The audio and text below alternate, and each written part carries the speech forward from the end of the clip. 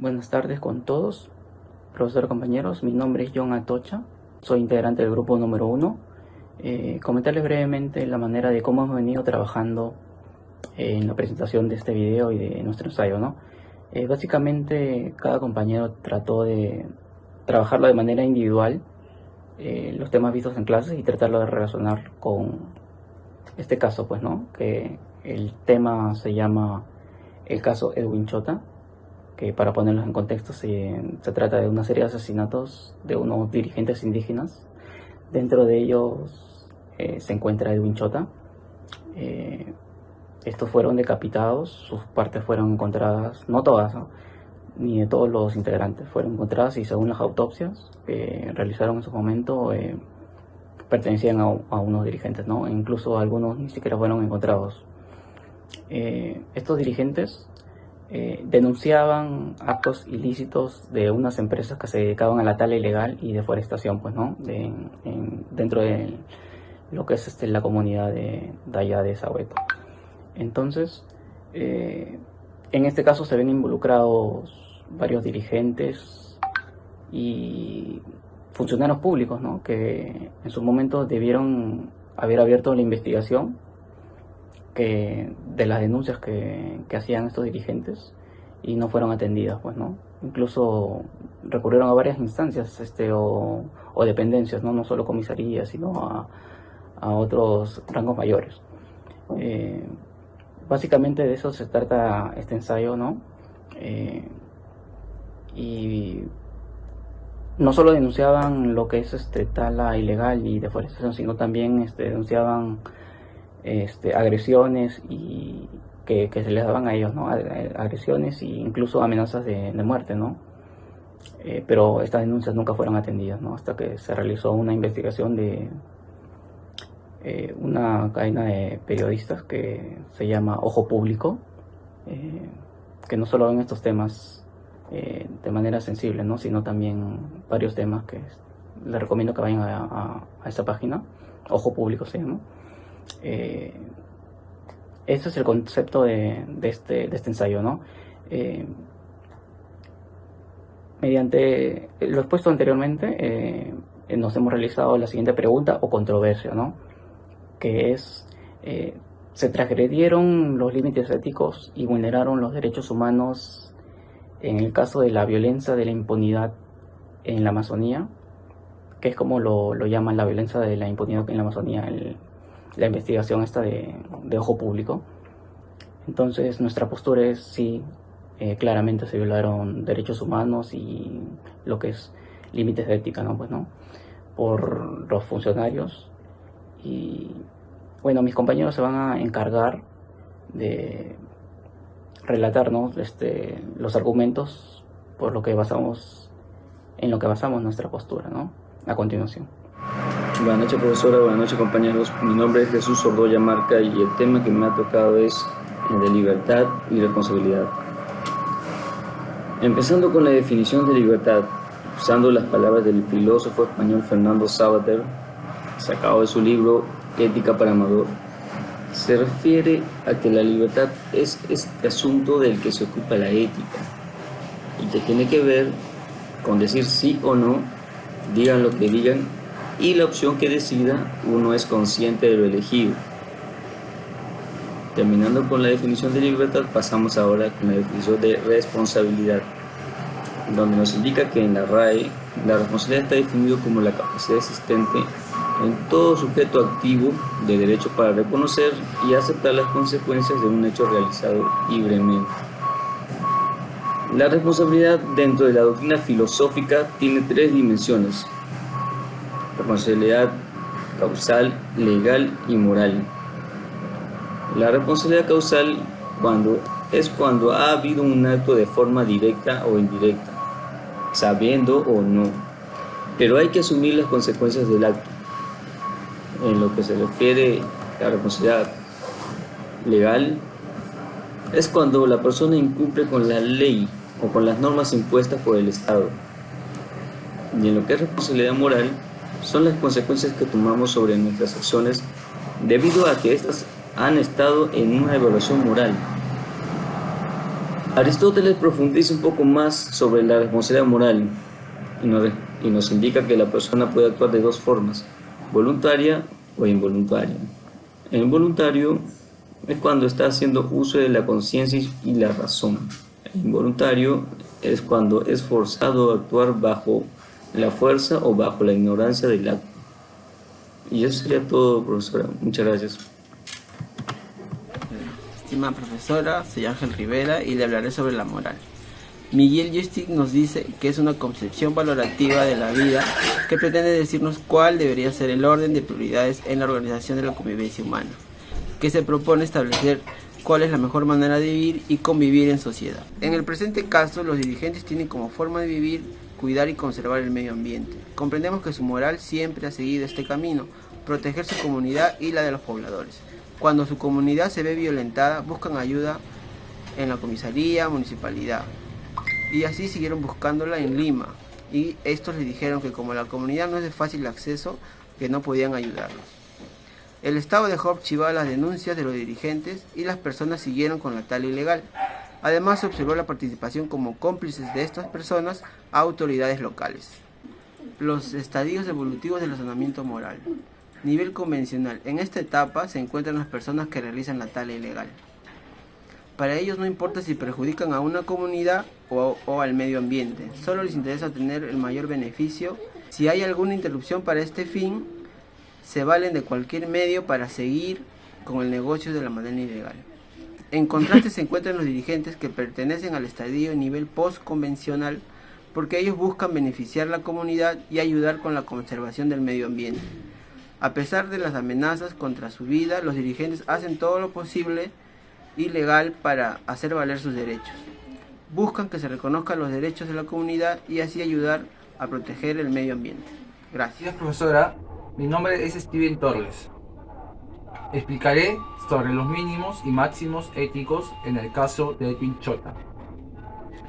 El líder indígena Edwin Chota y sus 3 compañeros Ayaninkas venían luchando por varios años contra la tala ilegal de madera en su comunidad nativa de Sahueto, situado en la frontera con Brasil. La lucha de Edwin Chota era doble. Por un lado, contra los madereros ilegales que invadían el territorio de su comunidad, y por otro lado, contra un Estado que ignoraba su derecho a la titulación de sus tierras. La lucha por parte de Edwin Chota y sus dirigentes representa un ideal de justicia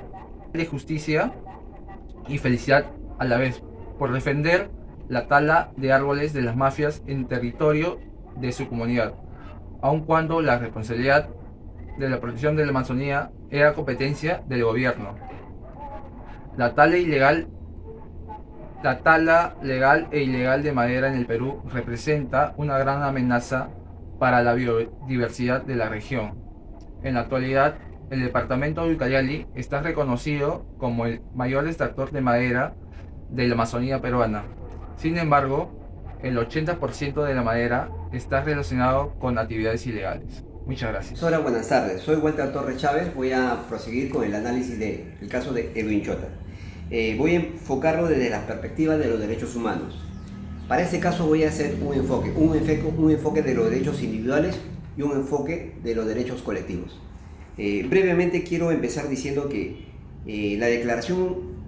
existe una Declaración Universal de los Derechos Humanos que fue aprobada el 10 de diciembre de 1948 por la ONU en París. Esta declaración contempla y abarca normas relativas a la defensa y los derechos de los niños, las personas con discapacidad, minorías, trabajadores, migrantes y otros grupos,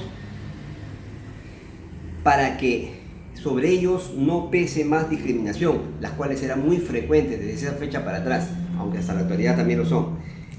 En el Perú estas medidas son adoptadas 11 años después, mediante la resolución legislativa 13282, el 15 de diciembre de 1959.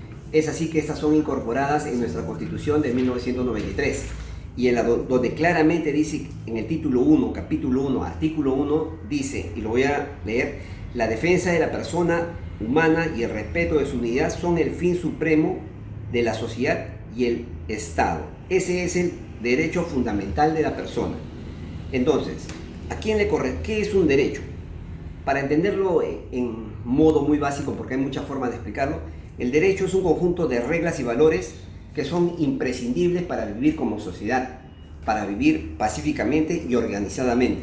¿Y quiénes son los que protegen esos derechos? Es el Estado encargado, pero también son exigibles a la sociedad en conjunto. Dicho esto, ¿qué ocurrió en el caso de Edwin Chota? El señor Edwin Chota, un indígena dirigente, quien sufría, y sabemos el caso, explotación de sus recursos humanos en las tierras que ellos decían que les pertenecían, hizo muchas denuncias a diferentes instituciones contra un grupo de empresarios, fue asesinado. Fue asesinado a pesar de que él pidió garantía por su vida, a pesar de que fue amenazado en público delante de los jueces. ¿Qué ocurre ahí? Estamos atropellando su derecho fundamental, que es el derecho a la vida. Sin el derecho a la vida, ya no tiene sentido los demás derechos. Entonces, en conclusión, todos sabemos qué son los derechos humanos. Todos sabemos que tenemos los derechos humanos, desde ser un ser humano por igual. Tenemos actos, tratados, constituciones, protocolos, todo en el mundo. Pero nada de eso se cumple por la falta de valores y por la falta de educación. Todo esto cambiará cuando la educación de nuestras nuevas generaciones mejore y tenga mejores valores. Es lo que puedo concluir. Gracias. Buenas tardes, profesora. Mi nombre es Tomás Segura y yo voy a hablar sobre el reconocimiento del otro. Antes de seguir con el tema, quisiera tocar un punto del reconocimiento del otro según Homet, que señala que formas de menosprecio en el maltrato, violación y desposición, exclusión e indignidad e injuria responden a instancias de negación de reconocimiento. Las clases de injusticia social que se describen como una falta de respeto pueden considerarse como la base de motivación de los conflictos sociales. A partir de ellas, Honet configura tres tipos de desprecio: el maltrato físico, que corresponde positivamente a la favorable inclinación emocional en relación a primarias de este tipo; la privación de derechos, la marginación social, la degradación a un ser humano cuando no se le concede en el interior de su comunidad social la capacidad de responsabilidad moral propia de una persona con plenitud de sus derechos. Estas dimensiones se configuran como heridas morales que resultan de no reconocerse a un ser humano en el interior de su comunidad social la capacidad de responsabilidad moral propia de una persona con plenitud de sus derechos. Ahora, según el video del señor Edwin Chota, el maltrato principalmente es como parte de las mafias que hay. Si bien es cierto, una parte del video que nos dice que en septiembre del 2014 Edwin Chota, Leonicio y Jorge Ríos Pérez y Francisco Pinedo, dirigentes de la comunidad de Sahueto, fueron asesinados cruelmente en la frontera del Perú con Brasil, a corta distancia del territorio de su comunidad. Esto ya a raíz de todos los maltratos que tenían, ¿no? Tanto por el tema del narcotráfico que hay en esa zona, ¿no? La disposición de los derechos, la privación de derechos y marginación. El dirigente siempre ha denunciado estos hechos ante la policía, ante los jueces, todo, y no le hacían caso, ¿no? Sobre el tema de la extracción ilegal que hacían en su territorio, ¿no? Sobre la madera, que era necesaria la intervención de las autoridades, pero nunca le hicieron caso. Esto principalmente va a la deposición de los derechos, que no le hacían caso. También la violencia del Estado que tiene también en forma de indiferencia con estas personas que son indígenas y que no le prestan mucha atención. La degradación, humillación y ofensa también. El asesinato de los líderes ayaninkas expuesto en el Estado indolente e ineficaz en la fiscalización del tráfico de madera y la protección de los líderes indígenas están mal, ¿no? Durante estos 6 años, Edwin Chota y Leonicio Quinticinma y Jorge Ríos y Francisco Pinedo denunciaron las mafias de madera en la frontera Perú con Brasil, pero nadie en este tiempo ordenó una intervención fiscal en la zona y mucho menos hicieron unas garantías por su vida cuando ellos lo tuvieron que denunciar. Muchas gracias.